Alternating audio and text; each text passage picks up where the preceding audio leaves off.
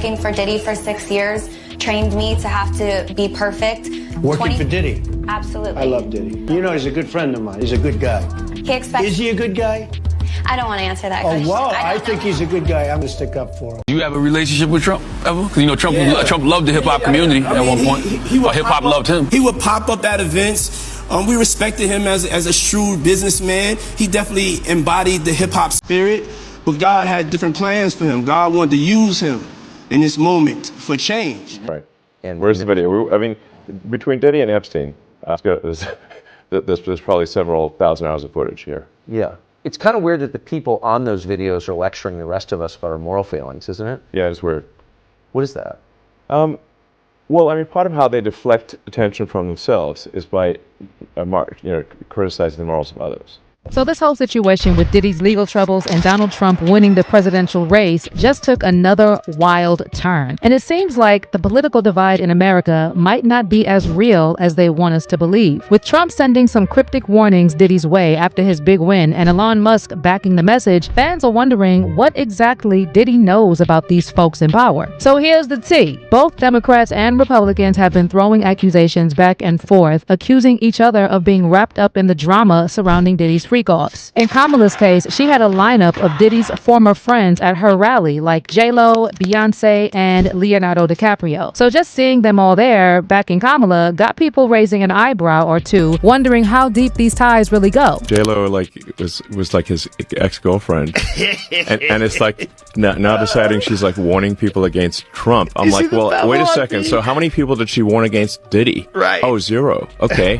But Trump is no stranger to Diddy either. There is plenty of footage of these two hanging out back in the day. Plus, Trump is on record calling Diddy a good guy. Now, we know America's split on almost every issue, but this whole thing with Diddy has people seriously rethinking the Democrat versus Republican narrative. Are they really as different as they want us to think? Or is there something deeper going on behind the scenes? It's no secret that some of these powerful figures are in the same rooms, at the same parties, and on some of the same golf courses. They mingle and network, and from the looks of it, some of them might even be caught up in Diddy's freak-offs together. Not to mention, they probably have the same donors, but that's a whole different conversation. Please welcome Senate Democratic leader, the Senate Republican leader. Please welcome Speaker of the U.S. House of Representatives. Please welcome Secretary of State. I'm honored to introduce the Vice President of the United States. Ladies and gentlemen, the President of the United States. Now, this idea of politicians from both sides attending Diddy's parties isn't as far-fetched as it once sounded, especially with the recent rumors that Diddy had both Democratic and Republican politicians wrapped up in some kind of blackmail scheme. And a lot of people understand the ties of Israel and the Mossad to by Epstein, but a lot of people don't realize the ties of blackmail back to the invention of blackmail and the Jewish mob. And then Diddy, along with a lot of help from a lot of other people all around him, proceeded to do 30 years worth of blackmail operations within the rap industry and promoted artists that seem to have been ensnared in it, like Usher, for example. So if you're wondering why all these politicians from both sides have been so completely silent about Diddy's legal troubles, well, some fans are starting to connect the dots. They're saying that the reason Dems and Republicans are keeping their mouths shut is because they're all tied up in the same mess. There's speculation that Diddy's been gathering dirt on everybody, whether they're blue or red. It didn't matter as long as they wanted to party. So if those freak-offs were being recorded and if certain people got a little too comfortable, then Diddy might have some serious leverage on the very people who are supposed to be running this country. It's a wild theory, but it's picking up steam pretty fast. And as a lot of people online are pointing out, we've seen this playbook before. A powerful figure gets a little too much dirt on the elite, and suddenly everyone's silent. And now we're hearing that Trump is pulling some strings to get his rumored FO tape scrubbed from the internet, while also allegedly scheming to expose all those celebs who supported Kamala. And like I said, the more you dig into this, the more it looks like none of these elites are completely innocent. Now let's get into this rumored blackmail scheme that Diddy supposedly ran for years. So there's been a lot of talk lately that Diddy might just be one pawn in a much bigger game. And now the spotlight is starting to shift to some way bigger players. They sacrificing Diddy. They said, nigga, you gotta take. We can't be involved. But Diddy's smart. He filmed every session. So he freak boy that run Universal Music Group. So he got them on. Now that's why they raiding the house, because they got friends in Homeland Security and the feds. And they said, get in there and get them tapes from this. the blackmailers. It's also interesting that right after reports started surfacing that the feds allegedly found hundreds of Diddy freak-off tapes on the dark web, Diddy was placed on watch as a preventative measure. So now a lot of people are starting to compare Diddy's situation to the infamous Jeffrey Epstein case. Remember how Epstein supposedly ended things himself in his jail cell? Yeah, no one's really buying that. Just like Diddy, Epstein was mingling with both Republicans and Democrats, and he allegedly had dirt on everybody. Celebrities, politicians, the whole lineup. It's widely believed that Epstein was running a blackmail operation from the shadows, and some of the most powerful names out there were tangled up in it. And now with Diddy, folks are wondering if we're seeing a similar story play out. So here's the playbook Epstein supposedly ran. He'd invite high-profile names to his parties, get them involved with girls way underage, and then record everything. And that footage was his ace for blackmail, giving him leverage to get whatever he wanted from them. Now, before we get too far into the why behind it all, let's just say Epstein's background is wild enough on its own. When you look into Epstein's elite connections, his right hand, Ghislaine Maxwell, and her powerful father, some dots start to connect. There's even talk about him being tied to a certain foreign intelligence agency, and you can probably guess which one. And let's bring it back to that controversial plea deal, right, from Alex Acosta, who was the U.S. attorney for the Southern District of Florida at the time, who, as we know, resigned Friday. He said, even he himself said, I was told Epstein, quote, belonged to intelligence and to leave it alone.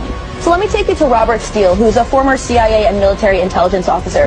This is his statement. He says, I remain of the view that Jeffrey Epstein is a Mossad clandestine operations officer, assisted by Mossad clandestine operations officer Ghislaine Maxwell, and that their mission is to do precisely what they have been doing: entrap U.S. politicians, judges, celebrities, prosecutors, and corporate leaders. As for this Diddy situation, word on the street is that he might have been running moves straight out of Epstein's playbook, and those infamous freak-offs might have actually been the cover for a darker, calculated blackmail scheme. So here's how it allegedly went down. Diddy would bring in big names, from celebs to politicians and even royalty, get them involved in some real shady stuff, and then hold that info over them to keep them in check. And now with all these new details coming out, the whole entertainment industry and the political world are on edge. All these higher-ups are sweating bullets and allegedly buying those freak-off tapes and paying off victims. Because if Diddy spills everything he's holding, it could expose a whole network of elites doing things they really don't want anyone to know about. And then the fact that they had to put Diddy on the watch in jail got a lot of people speculating that some of those higher-ups he supposedly had dirt on might be plotting to keep him quiet, Epstein style. Now, do we have straight-up proof that Diddy was running a full-on blackmail operation? Not exactly. But if you piece together all the hints that the industry insiders have been dropping, the picture they're painting about these freak-off sessions doesn't exactly scream innocent fun. What's even wilder is that it seems like people trying to blow the lid off those high-profile guest lists are being silenced. So whatever went down at those parties, it's got some powerful people scrambling to keep it all under wraps. According to independent journalist Ian Carroll, the rabbit hole is way deeper than most people can imagine. And according to him, Diddy's rumored blackmail ring is tied to a long history of blackmail operations in Hollywood. In order to understand this lawsuit against P. Diddy, you need to understand the history.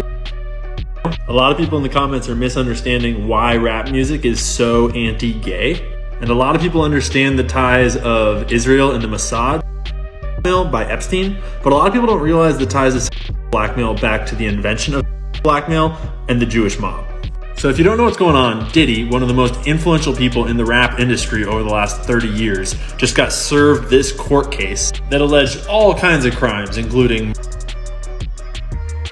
especially having all of his homes wired with cameras and hosting parties with underage girls, rappers, label executives, celebrities, politicians, and collecting tons of important people. Like, we're talking Jeffrey Epstein level of operation, but in the music and entertainment industries. The FBI was founded by J. Edgar Hoover. He actually was the head of the Bureau of Investigation, the BOI, before the FBI was even invented back in the 20s. And he served there for 11 years. Then they invented the FBI, and he served as the head of the FBI for 37 years, totaling 48 years leading what was more or less the FBI. So we're talking like all the way from like the Great Depression through World War II into like the 60s, like through the 60s music revolution into the 70s. All of that time period, the FBI was led by the same person, and he was one of the most corrupt government officials in all of US history. And understanding the state of organized crime and of law enforcement in America is impossible if you don't know about J. Edgar Hoover. And understanding the nature of Blackmail is impossible if you don't know about Meyer Lansky, who was a boss in the Jewish mob back in the 30s, 20s, like the Prohibition days and so on. Meyer Lansky, this Jewish mob boss, basically invented the concept of sexual blackmail. And he did it blackmailing J. Edgar Hoover, the guy who was explicitly supposed to be taking guys like Meyer Lansky down. The Wikipedia articles are sanitized, but basically Meyer Lansky had a photo of J. Edgar Hoover using his mouth on his main assistant, Clyde Tolson. Realistically, it was his boyfriend. They were a couple. But then, once Hoover was blackmailed, he was like, F it, how much worse could it get? And so he started hosting blackmail parties in collusion with these mobsters and inviting all sorts of important people to these blackmail parties to collect his own blackmail. This all happened in what was called the Blue Suite at the Plaza Hotel. And it was basically a bunch of male cross-dressing orgies all caught on camera for like a decade or more. And because Hoover was already blackmailed by the most powerful gangsters in the world, like he didn't give a shit and he just went and hosted them and everybody got blackmail on everybody. But the critical piece to understanding the gay aspect of rap music today and the whole situation back with Hoover is that at the time, remember, Cold War, McCarthyism, like we got to get rid of all the communists. There was what was called the Lavender Scare, which is basically just saying that they were all really worried that gay people would get blackmailed by the Soviet Union. And so it wasn't good to be gay because if you were gay, you could get blackmailed because you wouldn't want anyone to know you were gay. And so don't be gay. And so you should be ashamed of being gay. And so then they'll blackmail. It's like, see, it's like a big circle of how the one creates the other, creates the other, creates the other. Yeah, now think about rap music. All the rappers are super hard and like gay people suck, and then like a bunch of them are gay and they're getting blackmailed about it, and so they rap more about how they're hard and gay people suck, and it creates this little circle. Yeah. Blackmail industry learned early on back in the Cold War that it is much easier to do blackmail in a culture of anti-gayness because gayness is not wildly uncommon. Lots of people are gay. But the more you can stigmatize it and make it a taboo, the more they have to hide it. And the more easy it is to exploit it when you offer this taboo thing to the people that want it. And then the stronger your power over them is when you have them on film doing it. You feel? So, back to our boy Diddy, who founded his record label when he was only 24 years old.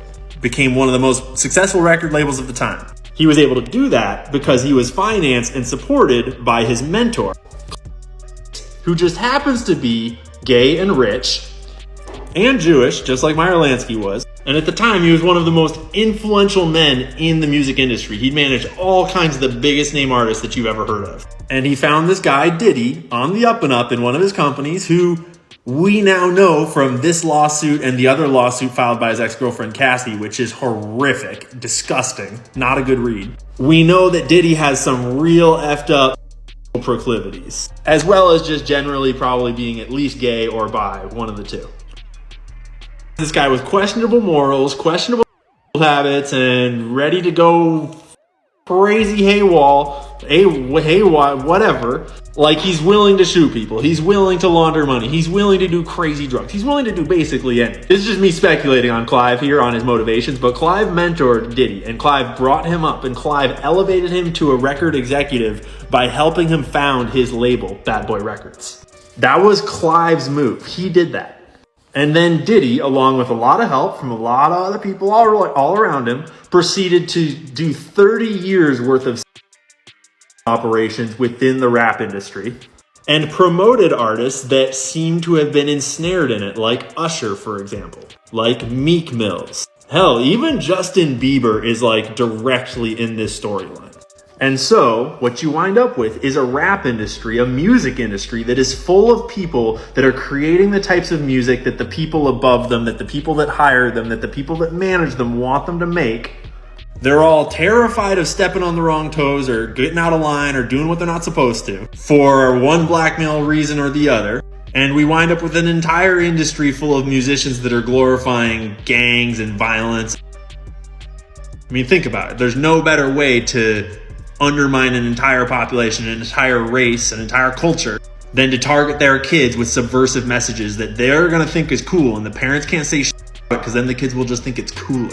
So now there's growing speculation that people in both Donald Trump and Kamala Harris's camp had ties to Diddy's freak-off parties. And now with Diddy's upcoming trial, you already know folks on both sides of the aisle are a little on edge about what kind of dirt might surface. In Donald Trump's case, he and Diddy go way back. There are tons of photos and videos showing these two hanging out in the early 2000s, back when Trump was more of a flashy businessman and a reality TV star than a political figure. Trump's even gone on record calling Diddy a good friend and a good guy, and they were often seen together at the biggest events in New York. Now, Trump was no stranger to hip-hop circles. He used to get name-dropped in rap songs left and right, and he loved the publicity. And who remembers he even guest starred on The Fresh Prince of Bel-Air?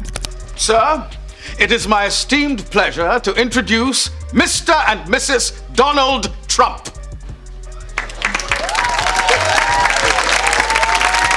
It's the Donald! Oh my God! Mr. and Mrs. Trump, it's an honor to meet you. Ron said his client had a rich uncle, but Donald Trump. I like keeping a low profile. But now that Diddy's facing serious allegations, those old ties are looking a little questionable. Fans have been pointing out how Trump's been known to cozy up to powerful, wealthy figures, even if they have shady histories. And it's making people wonder what else Trump may have been involved in, or at least seen back in the day. And with all the legal trouble Trump's already dealing with, the last thing he needs is Diddy's trial digging up anything from his past that might make things worse for him. On the other side, we've got the losing candidate, Kamala Harris, who was also allegedly had her own connections to Diddy over the years. During her campaign, Kamala was pulling out all the stops to get the hip-hop community on her side, and she brought out all the big names who were close friends with Diddy for years. And if you are anything like me and you value the idea that in this country, any child from any background can not only bring their dreams to life and be able to do so with dignity and respect for their neighbors, then it isn't much of a choice at all. I am Puerto Rican, soy boricua carajo, and yes, I was born here, and we are Americans. I am a mother. I am a sister. I am an actor and an entertainer, and I like Hollywood endings. I like when the good guy, or in this case, the good girl, wins. So now even the people who voted for Kamala are trying to figure out why she thought it would be a good idea to bring out Diddy's ex and his former party guests to speak at her rally. And right in the middle of all this media storm surrounding the latest lawsuits against Diddy that involve alleged victims as young as 9, Kamala probably thought that aligning herself with the likes of Beyonce and J-Lo would give her credibility with younger voters. But still, it's giving tone deaf at best and suspicious at worst. So with the rumors growing that Diddy hosted politicians from both parties at his freak-offs, it's going to be interesting to see who'll get caught up in the fallout once Diddy's trial kicks off in May 2025. Diddy allegedly used these high-profile connections to build a blackmail scheme that even included some big names from both political parties. So if this is true, it would explain why we're hearing crickets from most of these politicians right now. But let me know your take on all this. Do you think Trump was just casually connected to Diddy, or did he have deeper ties? And do you think that both Republicans and Democrats' connections to Diddy could come under scrutiny once his trial starts? Let me know in the comments, and make sure you stick around for this next video.